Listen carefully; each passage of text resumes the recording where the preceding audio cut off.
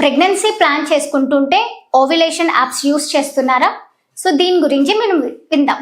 So యాక్చువల్గా ఏంటి, calculators use చేయడం ఓకే, బట్ ఎలా యూస్ చేయాలి అనేది కూడా చాలా వరకు ఇంపార్టెంట్.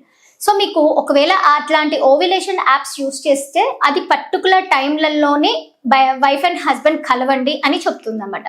కానీ కొన్ని ఛాన్సెస్లో ఎలా ఉంటుంది అని అంటే కొన్ని పీసీఓడి ప్రాబ్లమ్స్ ఉన్నప్పుడు, ప్రోలాక్టిన్ అనే హార్మోన్ ఎక్కువ ఉన్నప్పుడు, థైరాయిడ్ డిసీజెస్ ఉన్నప్పుడు ఆ ఎగ్ అనేది రిలీజ్ అయ్యేది ఒక్కొక్కసారి ముందు రిలీజ్ అవ్వచ్చు, లేదంటే తర్వాత రిలీజ్ అవ్వచ్చు. అలాంటి సిచ్యువేషన్స్లో ఓవ్యులేషన్ అనేది మనకి కరెక్ట్గా జరుగుతుందా లేదా అనేది యాప్ వల్ల తెలిసే అవకాశం చాలా వరకు తక్కువ అవుతుంది. ఇంకా ఇవి బయాస్ లాగానే ఉంటుంది, అంటే కరెక్ట్గా ఫాల్స్ పాజిటివ్స్ లాగా వచ్చే ఛాన్సెస్ కూడా ఉంటుంది అనమాట. సో యాప్స్ యూస్ చేసుకున్నా కానీ దాంతో పాటే మనము ఓవ్యులేషన్ జరుగుతుందా లేదా అనేది ఫాలిక్యులర్ స్టడీ అయితేనే బెస్ట్. సో ఫాలిక్యులర్ స్టడీలో మనం ఏం చేస్తాము, ఓవ్యులేషన్ అవుతుందా లేదా అనేది ఫస్ట్ అసలు ఎగ్ పెరుగుతుందా లేదా, ఎగ్ రప్చర్ అయిందా లేదా అనేది చూసుకుంటాం. So 10th day, 12th day, 14th day ఈ 3 days మనం ట్రాక్ చేసుకుంటూ ఫాలికల్ పెరుగుతుందా లేదా అనేది లైవ్గా చూసుకుంటాం. ఇంకోటి ఫాలికల్ రప్చర్ అయిందా లేదా అనేది చూస్తాం. కానీ యాప్ ద్వారా మనకు అలాంటి సిచ్యువేషన్స్ అనేది ఉండదు. జస్ట్ మనకి ఈ టైమ్ ఆఫ్ పీరియడ్, మనకి పీరియడ్ వస్తుంది, మెన్స్ట్రువల్ సైకిల్ ఇది ఉంటుంది అని మనము టైప్ చేసి చూపిస్తాం. కానీ మనకి పీసీఓడి ఉన్నప్పుడు అసలు ఎగ్ అనేది ఫామ్ అవుతుందా లేదా, రిలీజ్ అవుతుందా లేదా అనేది యాప్ అయితే చూపించే అవకాశం ఉండదు.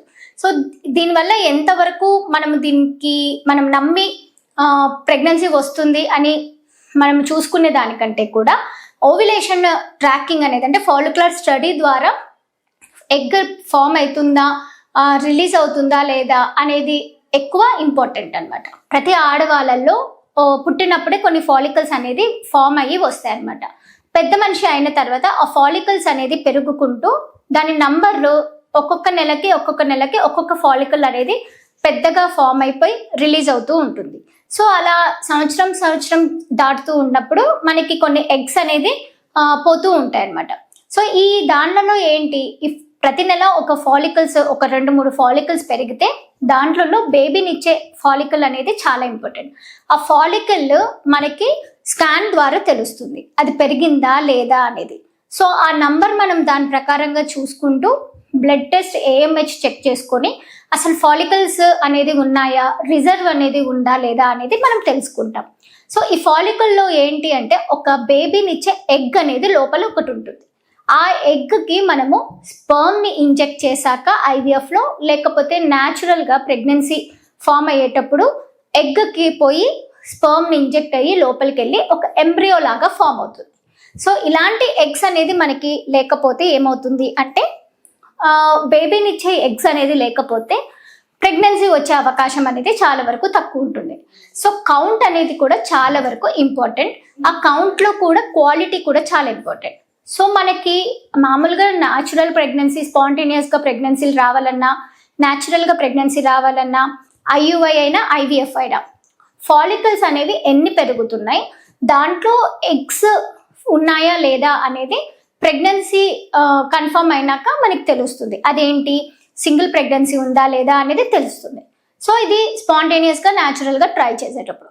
IUIలో ఏంటి, మనం అలానే ఫాలికల్ గ్రో అవుతుందా లేదా చూసుకుంటాం. ఎగ్ రిలీజ్ చేసేటట్టు చేసి మనం IUI శాంపుల్ని గర్భసంచిలోకి రిలీజ్ చేస్తాం. దీని తర్వాత IVFలో ఎలా ఉంటుంది అని అంటే 10 రోజులు ఇంజెక్షన్స్ పెట్టి ఒక్కొక్క ఎగ్ పెరుగుతుందా లేదా చూసుకొని, ఎన్ని ఎగ్స్ పెరిగాయో అవి 18-20 mm వరకు పెరుగుతుందా లేదా చెక్ చేసుకున్న తర్వాత ఒక ట్రిగర్ ఇంజెక్షన్ ఇచ్చి అవన్నీ ఎగ్స్ అన్ని కలెక్ట్ చేసుకుంటాం. కలెక్ట్ చేసుకున్నాక హై అండ్ మైక్రోస్కోప్లో ఒక్కొక్క ఎగ్ని మనం చూసుకొని దాంట్లో బేబీనిచ్చే ఎగ్ క్వాలిటీ ఉందా లేదా, అంటే మెచ్యూర్డ్ ఎగ్స్ ఉన్నాయా లేదా చెక్ చేసుకున్న తర్వాత స్పర్మ్స్ని వాష్ చేసి ఆ ఎగ్లోకి మనం స్పర్మ్ని ఇంజెక్ట్ చేస్తాం. ఇది ఇంజెక్ట్ చేయడం తర్వాత 5 days ఎంబ్రియో ఫామ్ అవుతుందా లేదా అనేది మనం మైక్రోస్కోప్లో స్టడీ చేస్తాం. ఇదంతా జరిగేది ఎక్కడ అంటే IVF ICSI ల్యాబ్లో జరుగుతాయి. ఇలా చేసిన తర్వాత మనకి ఎంతవరకు క్వాలిటీ ఎంబ్రియోస్ ఫామ్ అవుతున్నాయి, లేకపోతే అంతకుముందు ఎంతవరకు క్వాలిటీ ఎగ్స్ వచ్చాయి అనేది మనకి తెలిసిపోతుంది అనమాట. సో దీన్ని బట్టి మనము ఏదైనా కానీ క్వాలిటీ ఉందా లేదా చెక్ చేసుకోవడానికి హెల్ప్ఫుల్గా ఉంటుంది. కానీ ఫాలికల్స్ ఎక్కువ ఉన్నాయి కదా, సో బేబీస్ కూడా ఎక్కువ వస్తాయన్న అవకాశం అది కాదు. ఫాలికల్స్ ఎన్నున్నా కానీ దాన్ని తీసాక మనకి దాంట్లో బేబీనిచ్చే ఎగ్స్ ఉన్నాయా లేదా చెక్ చేసుకోవడం వరకే మనకు తెలుస్తుంది. సో ఇదన్నమాట. సో ఫాలికల్స్ ఒకవేళ ఇప్పుడు నీటి బుడగల సమస్య ఉన్నప్పుడు, లేకపోతే ఎండోమెట్రియోసిస్ అట్లాంటి కండిషన్స్లో ఉన్నప్పుడు అక్కడ ఫాలికల్స్, నీటి బుడగల సమస్యలు ఫాలికల్స్ అనేది ఎక్కువ పెరగచ్చు, కానీ దాంట్లో క్వాలిటీ ఉన్న ఎగ్స్ అనేది చాలా వరకు తక్కువ ఉండొచ్చు. ఎండోమెట్రియోసిస్ అట్లాంటి కండిషన్స్లో, అంటే మైల్డ్ మినిమల్ ఎండోమెట్రియోసిస్ అట్లా ఉన్నప్పుడు ఫాలికల్ నంబర్ తక్కువ ఉన్నా ఒక్కొక్కసారి క్వాలిటీ ఉన్నది వచ్చే ఛాన్సెస్ అనేది ఉంటుందన్నమాట. సో ఇలాంటివి మనకి డౌట్స్ ఏమన్నా ఉన్నప్పుడు మీరు ఒక ఫాలికులర్ స్టడీ చెక్ చేసుకున్న తర్వాత మీ ఫాలికల్ అనేది పెరుగుతుందా, తర్వాత పెరిగిన తర్వాత 18 mm వరకు పెరుగుతుందా, ఇంకా తర్వాత అది పగిలిపోతుందా లేదా అనేది చెక్ చేయడం చాలా ఇంపార్టెంట్. థ్యాంక్ యూ అండి.